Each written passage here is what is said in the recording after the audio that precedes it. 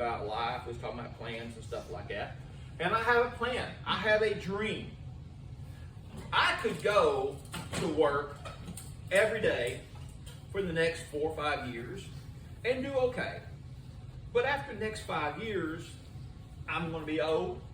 And I'll be quite honestly with you. This year, I've told a few of my customers, my father-in-law especially, that, man, I was so excited going into the hunting season that this was going to be my first year that I was able to hunt. Man, I was excited.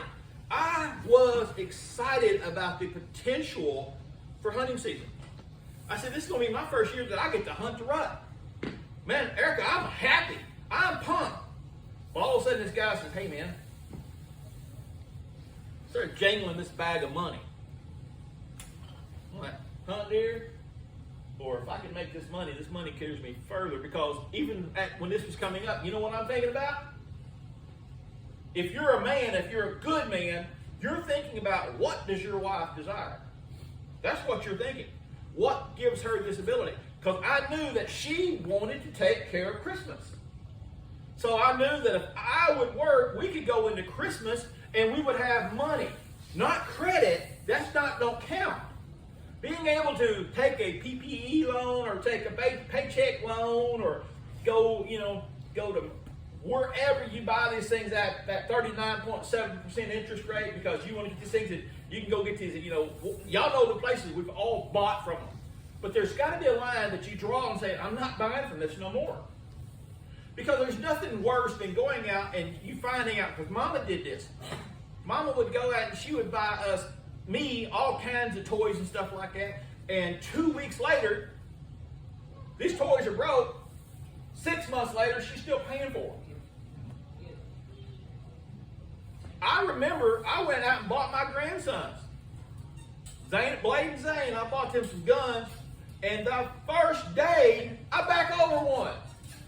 Because they played with it for 5 minutes, threw it down in the ground. Crunch. $40. Gone. I ain't doing that bull crap no more. I'm not going to do it. So I'm thinking about the realistic plans. So Amber wants money to buy these gifts, to be able to have the money, to be able to have the security. Because I've lived in a world to where we did not have money to have a Christmas tree. Didn't happen. It ain't going to happen no more. And so when I had the opportunity to earn some money to make sure that we're ready for Christmas versus deer season, guess what? I'm working. But I created boundaries. I could work 6 and 7 days a week right now. I create boundaries. There's things that I'm not going to do. The first one that I'm not going to do in anything, everything that I do, I create this definition. I create my first line. Seek ye first the kingdom of heaven, and all these things will be given to you. All the things that you need, not necessarily your desires. Sometimes he gives you your desires if your desires are healthy for you. Everything that you want is not everything that you need. When the children of Israel, when they looked at the promised land, for years I liked the ones where these guys came back with a negative report. These other guys seen the positive report. Yeah, I mean, we did. But the negative guys said, man, we ain't going to survive in there. I didn't understand this until later on. They said, we're not going to survive in there because we're going to have everything that we want there. And when you have everything that you want, guess what you don't need? You don't need God. You've got everything that you want. That's why the enemy gives you everything. And he don't necessarily give you everything. He gives you access. Convenient monthly payments. He gives you access. Your desires entrap you. So the thing is that I try to say, okay, God, what is my desire? If you are my desire, then everything else reflects that right there. The kingdom of heaven is my number one desire. Because I was telling a lady the other day, I said, ma'am, I said, isn't it funny? I said, when we consider the ratio of people who one day are going to stand before God and give an account, he's going to say, depart from me, you worker of iniquity.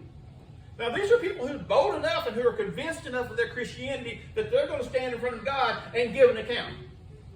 Can you imagine standing in front of your daddy when he was in his prime and giving an account of all your righteousness? your daddy would look at you and go, I can tell you what Dory would go. No, Dory would say, that ain't going to happen. So the thing is, can you imagine then standing in front of God and giving an account? How do you have the boldness to stand in front of God? I remember one time I called my daddy a name. I woke up later because my daddy rolled my finger. He pushed it down. I was putting a chain on a bicycle, and he rolled my finger up between the chain and the spoke. I mean, the chain and the gear. Carrie, I called my daddy something. I woke up, and guess what? I was healed because my finger was no longer in the spoke. So when my daddy hit me, it instantly pulled out because he knocked that off of me. He healed me. I didn't call my daddy that name no more. So the thing is that I seek God first in everything. I ask this question: is it going to draw me closer to or push me further away? So the thing is I've learned to not seek wealth, not seek these things. Why? Because the Bible is clear about wealth, Dory, is it not? If Jesus said himself that a wealthy man is hard, is terribly hard, then why do I think that's going to cause me to stumble? So I try to honor God first in what all I do in everything. I'm seeking out God's kingdom. After I've done this is one of the ones that I dig next because I use this one nearly every day. If any of you lack wisdom, ask, and it will be given freely without condemnation. So that tells me if I don't know what I've done wrong, or I don't know how to do something, I don't know how to handle something, I don't know how to proceed in something, God says, ask. Ask. Any of you. I've told y'all this. Years ago, I would go through this whole scenario of, God's prayer that he only hears of a sinner is the prayer of forgiveness. That's not the truth. Because some of us are stupid. We don't know what we've done wrong. Case in point, what man has ever walked into the room and his wife is sitting there and she's instantly my mind is clicking. What did I do wrong? And I instantly feel that I've done something wrong. Like, what did I do wrong? I don't know. Give me a clue what I did wrong, and I'll try to fix it. Because it matters to me. It matters to me that my wife is happy. And if she's not happy, I'm going to take it upon myself. Well, I guess I screwed something else up. I don't know what I did. I know y'all have never done that. Y'all have never felt that.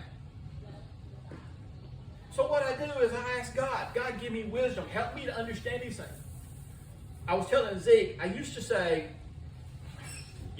that I'm still that guy, short temper. No, I'm not. I'm done of saying I'm still that guy. I'm still that same guy. I'm still the guy who has these trials, these things. There has to be a line where you define yourself and say, no, you're not. And that happens through repetition of constantly seeking God and asking God for wisdom. Is this what I need? Is this what I don't need? Is this how I should be?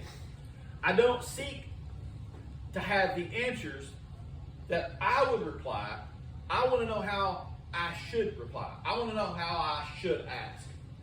One of the things that I try to do is when I am using these scriptures that define me, I try to suppress the ones that, when you're asking, and in your definition, I know Christians that their number one definition is the thing that defines them is based upon blessings. I know a guy says, I'm living the promise on the side of his big old 18-wheeler. I'm living the promise. So, how did you qualify that God promised you this and I live in a storage building? How is that fair? But how is that fair for all the Christians who have suffered through the years, and yet we think that God's going to spare us because we're special? That's vanity. That's being narcissistic. That's actually, because there's other people that God loves as much, if not more, than us, and who they love God that have a better Christian walk than what we do, and they're struggling, and yet here we are. We ain't even got a concern in the world. So does God love us more than them? The thing is that I try, as I'm going down this list, to bury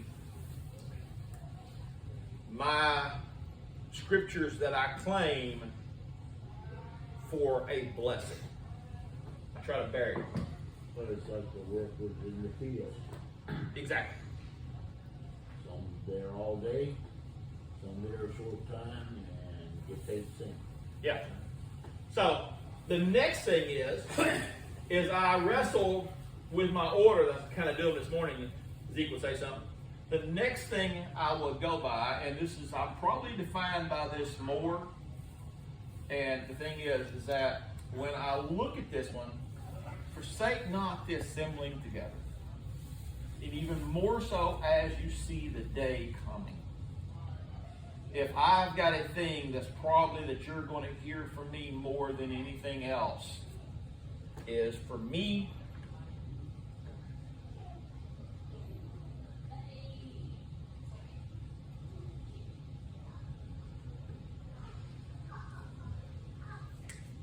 is this one right here. Why? Because my mama taught me as a little boy, you're going to church. You're going to church. But I want to go do this. I want to go do that. She said, you're going to church. She said, because again, you get into the habit of not going to church. We get into the habit of surrendering this thing. You realize that the ability, this is a God-given blessing to us. It is not a God-given right. We do not have this right because a government can come in at any moment and shut this thing down. And it's going to be easier for them to shut this thing down. It's like, okay, the 501c3 program. You know the stipulations of the 501c3? You know what that is. It's a thing that allows the church to be non-profit and non-taxable. But you've just got to sign one agreement. You know what that agreement is? You will not speak against or endorse a particular political thing. You will not enter into that. You sign your rights to preach against tyranny, against bad decisions, against the government, against somebody else. In Singapore, it's the only place that you can actually have, on one street corner, you can have a Christian church, a Muslim church, a prostitute den, Church of Satan, massage parlor, all on one street corner. It's all legal. With the exception, you can't preach against it. Everything's legal, but you got to understand, you can be this and you can be that, but you cannot tell somebody else that they're wrong. We're going to allow you to do it, but you just can't tell somebody else that it's wrong. Do you realize that's the problem that we have in America now? A guy, I told Axon yesterday, I'm walking out yesterday of Sam's, and there was a little old lady, she was going out, and I said, ma'am, go ahead. So I let her go out, and I start going right behind her. A guy a little bit older than me, he jumps out and pushes his car in front of us, because he's got one thing. I step back, and I say, go ahead. Well, I'm sorry. I said, no, you've already jumped out there. It was important that you jump in front of me, so go ahead. Axon's standing there. I said, Axon, there's a lesson here. Be courteous and be kind. But don't be a punk. You're not going to push me around. You're not going to demand your rights, and I have none. I'm not going to do it. It's not going to happen. The reason why I forsake not the assembly, I know how important church is. Because the minute, why is it important that we vote? Why? Because your vote might make the difference. And when you don't vote, if nobody voted, what happens? You got no reason. Why? Then why is church important?